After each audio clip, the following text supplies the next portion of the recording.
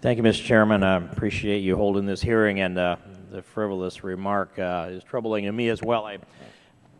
I was thinking about the language that comes out of the other side of the aisle from us and how they tend to shape themselves in defense of our president, no matter what kind of a thing he might assert.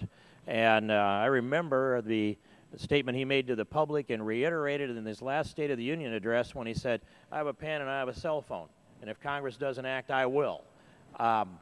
It's not so much what he said, it was all the Democrats stood up and applauded the constitutional authority that's granted to them in Article 1 being usurped by the President of the United States right in the very front of them at a State of the Union address.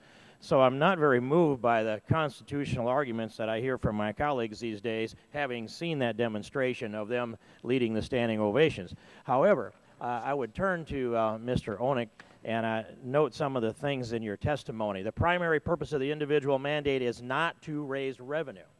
I was also listening to the President in the passage debate period of time of Obamacare, and I, like Mr. Goldman, have a lot of trouble saying Affordable Care Act. I think that is a misnomer, and I've said that George Washington could not have uttered those words.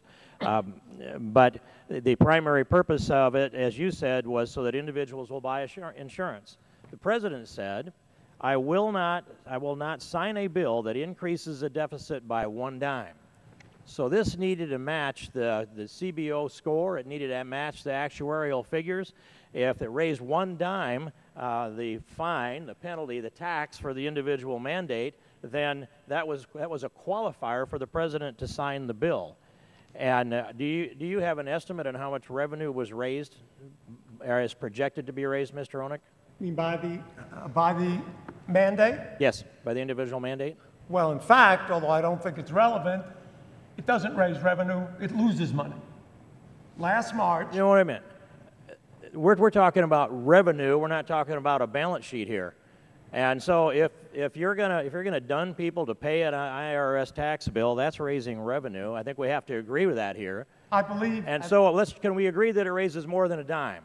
It does, indeed, but in fact... And so we'd agree that that helped fill the score sheet up so that the President could keep his word this time. No. Well, okay, I probably got into dangerous territory when I said the President keep his word. Let me move on.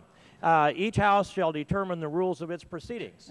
And your statement is that the courts, that the blue slip is not reviewable by the courts because each House determines the rules of its proceedings. Now, what is your resolution of this when the House and the Senate get into an impasse? Who then resolves that? It doesn't, if the House does a blue slip, then the bill doesn't pass. And the resolution, presumably, is by the people, ultimately, in If the House determines by the rules of its proceedings that we simply, let's say, suspend the actions of the Senate and operate on our own. There are a number of hypotheticals. They're all in Mr. Gaziano's head. I heard them all stream out here. I'll turn to you, Mr. Gaziano. Can you imagine a scenario by which there would be a deadlock between the House and the Senate because the rules of the proceedings were in conflict with each other? How then would that be resolved if the courts can't hear the case? And your testimony was that the Congress and the courts should be involved. Absolutely. And my bigger concern is, what if the House is just in a particular state and goes along with it? That's the bigger... What if the House passes a rule that deems a majority to be 2/3 for overriding a presidential veto? The House wants to override that veto. We all agree. Well, the courts would have to resolve that. What if the House passed 160 one-house vetoes and they were just loving it? Well, actually, they did do that. And the Supreme Court said, okay, your rules that we can't review are your internal rules, but not the constitutional rules.